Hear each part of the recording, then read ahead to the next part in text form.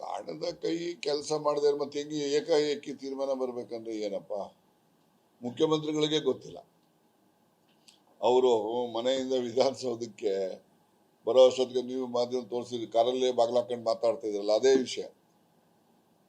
ಕಾರಲ್ಲಿ ಬಾಗ್ಲಾಕೊಂಡು ಒಂದು 20 ನಿಮಿಷ ಕಾರಲ್ಲೇ ಮಾತಾಡಿದ್ದಾರೆ. ಪಾಪ ಅವರು ಹೈಕಮಾಂಡ್ ಕನ್ವಿನ್ಸ್ ಮಾಡೋಕೆ ಪ್ರಯತ್ನ ಮಾಡಿದ್ದಾರೆ. ಹೈಕಮಾಂಡ್ ಅವ್ರು ಇಲ್ಲ ತೀರ್ಮಾನ ಆಗಿದೆ ಅಂತ ಅಂದಮೇಲೆ ಅವರು ವಿಧಿ ಇಲ್ಲ, ಹಿಂಗಿದೆ ಕಣೆ ಅಂದ್ರು. ಆಯ್ತು ಬಿಡಿ ಸರ್, ಹೋಗ್ಲಿ, ತೊಂದರೆ ಇಲ್ಲ ಅಂತ ಹೇಳಿದೆ. ನಮಗೇನೀಗ ರಾಜ್ಯದಲ್ಲಿ ಒಳ್ಳೆ ಸರ್ಕಾರ ಕೊಡ್ತಾರೆ, ಜನಪರವಾಗಿ ಕೆಲಸ ಇದೆ, ಗ್ಯಾರಂಟಿಗಳು ಇವೆಲ್ಲ ಜನಗಳಿಗೆಲ್ಲ ಮುಟ್ಟಿದಾವೆ.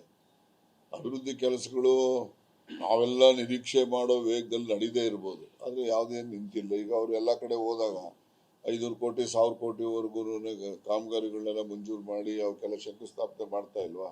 ಈಗ ನಮ್ಮಲ್ಲೂ ಕೂಡ ನೋಡಿ, ಕೆರೆಗೆ ನೀರು ತುಂಬಿಸೋದು 300 ಕೋಟಿ ಇದು ಕೆಲಸ, ಅದು ಈಗಾಗಲೇ ನಡೀತಾ ಇದೆ ನಮ್ಮಲ್ಲಿ. ಮತ್ತೆ ಈ ನಮ್ಮಲ್ಲಿ ಇಲ್ಲಿ ಅಮೃತ್ ಇದರಲ್ಲಿ ಮತ್ತೆ ಟೌನ್ ಅಲ್ಲಿ ರೋಡ್ಗಳ ಕೆಲಸ ಎಲ್ಲ ಶುರುವಾಗಿದ್ದಾವೆ. ಮತ್ತೆ ಹಳ್ಳಿಗಳಲ್ಲೂ ಕೂಡ ಎಲ್ಲೆಲ್ಲಿ ನಮ್ಮ ಗ್ರಾಮ ನಮ್ಮ ರಸ್ತೆ ಅದೆಲ್ಲ ಸ್ಕೀಮ್ಗಳು ಬೇರೆ ಬೇರೆ ಹೆಸರುಗಳು ಇಟ್ಕೊಂಡವ್ರೆ. ಹಳ್ಳಿಗಳಲ್ಲೂ ಕೂಡ ರಸ್ತೆಗಳು ಅವೆಲ್ಲ ಮಾಡ್ತಿದ್ದೇವೆ. ಈಗ ಸೋಮಣ್ಣ ಲೋಕಸಭಾ ಸದಸ್ಯರಾಗಿ ನಮ್ಮ ಪ್ರತಿನಿಧಿ ಆದ ಮೇಲೆ ನಮಗೆ ಸುಮಾರು ಈಗಾಗಲೇ ಒಂದು 18, 26, 20, 30 ಕೋಟಿಯಷ್ಟು ಕಾಮಗಾರಿಗಳಿಗೆ ಹಣ ಬಿಡುಗಡೆ ಮಾಡಿಸ್ಕೊಟ್ಟಾರೆ ಕೇಂದ್ರದಿಂದ.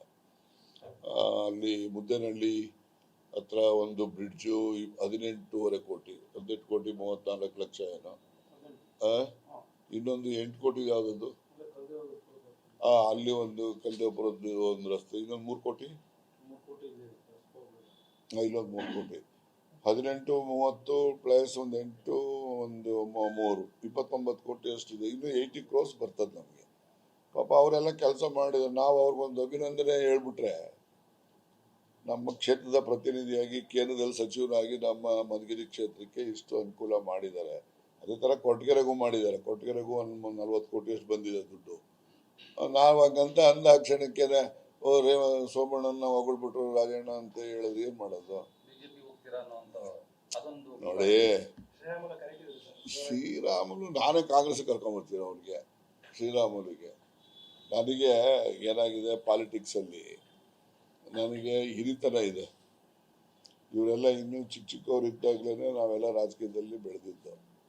ಆ ಒಂದು ಪ್ರೀತಿಗೆ ವಿಶ್ವಾಸಕ್ಕೆ ರಾಮುಲು ಹೇಳಿರ್ಬೋದು, ಶಿವನಗೌಡ ನಾಯಕ್ ಹೇಳಿರ್ಬೋದು, ನಮ್ಮ ರಾಜುಗೌಡ ಹೇಳಿರ್ಬೋದು, ಸುರ್ಪುರದವರು ವಿಶ್ವಾಸಕ್ಕೆ ಹೇಳಿರ್ಬೋದು, ಹೇಳಿಲ್ಲ ಅಂತ ಅಲ್ಲ. ನಾನು ಅವ್ರು ಹೇಳ್ಬಿಟ್ರು ಅಂತ ನಾನು ಹೋಗಕ್ಕಾಗ್ತದ? ಯಾಕೆ ಹೋಗ್ಬೇಕು? ಏನಿದೆ, ಕಾಂಗ್ರೆಸ್ ಏನು ಕಡಿಮೆ ಮಾಡಿದೆ? ನನಗೆ ಏನಪ್ಪ ಕಡಿಮೆ ಮಾಡಿದೆ ಹೇಳಿ? ಇರ್ಬೋದು, ಇವೆಲ್ಲ ಫೇಸಸ್ ಇರ್ತವೆ, ಎಲ್ಲ ಅಪ್ಸ್ ಅಂಡ್ ಡೌನ್ಸು ಇವೆಲ್ಲ ಇರ್ತವೆ. ನಾನು ಭಾಷಣದಲ್ಲಿ ಹೇಳಿದ್ನಲ್ಲ, 1978 ಡಿಸೆಂಬರ್ 31 ದೇವರಾಜ ಅರಸು ಕರ್ನಾಟಕ ಭವನದಲ್ಲಿ ಮಲಿಕೊಳ್ಳುವಾಗ ಮುಖ್ಯಮಂತ್ರಿಯಾಗಿ ಮಲಿಕೊಂಡ್ರು. ಬೆಳಿಗ್ಗೆ ಅಷ್ಟೊತ್ತಿಗೆ ಚರಣ್ ಸಿಂಗ್ ಡಿಸ್ಮಿಸ್ ಮಾಡಿಬಿಟ್ಟು ರಾತ್ರೋರಾತ್ರಿ ಎಲ್ಲ ಮಂತ್ರಿಗಳ ಮನೇಲಿರೋ ಫೈಲ್ಗಳು ಬೀಗ ಹೊಡಿಸಿ ಎಲ್ಲ ಆಯಾ ಸೆಕ್ರೆಟರಿಗಳು ತಗೊಂಡೋಗಿ ಅವ್ರ ಚೇಂಬರಲ್ಲಿ ಹಾಕೊಂಡು ಬೀಗ ಹಾಕಿ ಗವರ್ನರ್ಗೆ ರಿಪೋರ್ಟ್ ಮಾಡ್ಬೇಕು. ರಾತ್ರಿನೇ 2 ಗಂಟೆ 3 ಗಂಟೆಗೆ ಹಂಗೆ ಮಾಡಿದ್ರು. ಬೆಳಗ್ಗೆ ಅವ್ರು ಎದ್ದಾಗ ಹಿಂಗೆ ಆಗ್ಬಿಟ್ಟಿದೆ ಅಂತಂದ್ರೆ ಮಾಚಿ ಆಗೋದ್ರು. ಮಲಗೋವಾಗ ಮುಖ್ಯಮಂತ್ರಿ, ಹೇಳೋ ಅಷ್ಟೊತ್ತಿಗೆ ಮಾಚಿ. ಹಂಗೆ ರಾಜಕೀಯದಲ್ಲಿ ಯಾವ ಸಂದರ್ಭದಲ್ಲಿ ಹೆಂಗಾಗ್ತದೆ ಅನ್ನೋದನ್ನ ಯಾರು ಊಹೆ ಮಾಡೋದು. ಈಗ ನಂದು ಎಕ್ಸಿಟ್ಟು, CM ಮನೆಯಿಂದ ವಿಧಾನಸೌಧಕ್ಕೆ ಹೋಗಿ ಕಾರ್ ಇಳಿಯುವಾಗ ಅವ್ರಿಗೆ ಫೋನ್ ಬಂದು, ಕಾರಲ್ಲಿ 10 ನಿಮಿಷ ಫೋನ್ ಮಾಡಿ ಮಾತಾಡಿ ಮುಗ್ದೋಯ್ತು.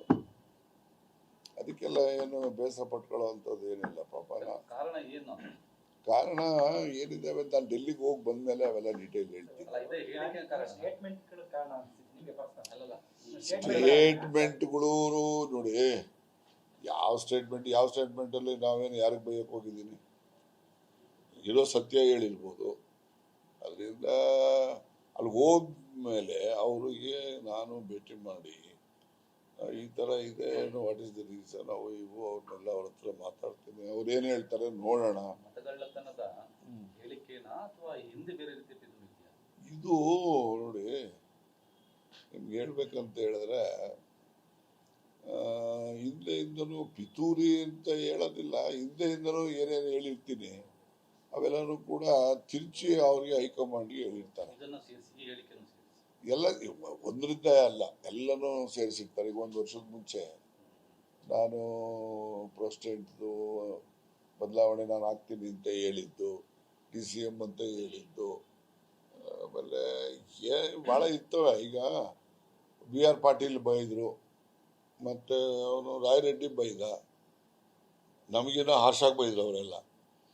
ಆದರೆ ಅವ್ರದ್ದು ಯಾರೂ ಡೆಲ್ಲಿ ಕ್ಯಾರಿ ಮಾಡಲ್ಲ, ಅವ್ರಿಗೆ ಗೊತ್ತೂ ಆಗಲ್ಲ. ಈ ನಮ್ಮದು ಎಂಥದೇ ಹೇಳಿದ್ರು ಕೂಡ ಏಕದಮ್ ಡೆಲ್ಲಿ ಕ್ಯಾರಿ ಮಾಡ್ತಾರೆ. ಕ್ಯಾರಿ ಮಾಡುವಂಥ ಜನ ಇದ್ದಾರೆ ಬೇಕಂತಾನೆ. ಅವಕ್ಕೇನು ಮಾಡೋಕ್ಕಾಗಲ್ಲ, ಅದೆಲ್ಲ ಇದ್ದದ್ದೇ.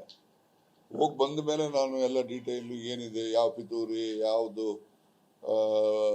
ಕೈವಾಡ ಎಲ್ಲನೂ ಕೂಡ ಡೀಟೇಲ್ ಹೇಳ್ತೀನಿ. ನಾನೇನು ಮುಚ್ಚುಮರೆ ಏನು ಮಾಡಲ್ಲ. ಹೋಗಿ ಬಂದಮೇಲೆ ನಿಮಗೆ ಹೇಳ್ತೀನಿ, ಡೆಲ್ಲಿಲಿ ಹೇಳಕ್ಕೆ ಹೋಗಲ್ಲ.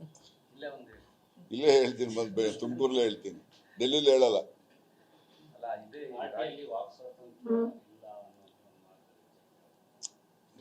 ನೋಡಿ, ಪಾರ್ಟಿಲಿ ವಾಕ್ ಸ್ವಾತಂತ್ರ್ಯ ಇದೆ, ಇಲ್ಲ ಅಂತ ನಾನು ಹೇಳೋದಿಲ್ಲ. ಆದರೆ ಪಾರ್ಟಿನಲ್ಲಿ ಎಲ್ಲನೂ ಕೂಡ ಸಾರ್ವತ್ರಿಕವಾಗಿ ಸಾರ್ವಜನಿಕವಾಗಿ ಮಾತಾಡಬಾರ್ದು ಅನ್ನೋದು ಎಲ್ಲ ಪಕ್ಷದಲ್ಲೂ ಇದೆ. ಶಿಷ್ಟಾಚಾರ ಮತ್ತೆ ಪಕ್ಷದ ಮಾಹಿತಿ ಹೊರಗಡೆ ಯಾಕೆ ಚರ್ಚೆ ಆಗಬೇಕು, ಪಕ್ಷದ ವೇದಿಕೆಗಳೆಲ್ಲ ಆಗಲಿ ಅನ್ನೋದು ಇದು ಕಾಂಗ್ರೆಸ್ಗೆ ಸೀಮಿತ ಅಂತ ಅಲ್ಲ, ಇನ್ನೊಂದು ಪಕ್ಷಕ್ಕೆ ಸೀಮಿತ, ಎಲ್ಲ ಪಕ್ಷದಲ್ಲೂ ಅದನ್ನೇ ಬಯಸೋದು. ಗೊತ್ತಾಯ್ತಾ? ಅದು ಸರಿ, ಅದೇನು ತಪ್ಪೇನಿರೋದಿಲ್ಲ.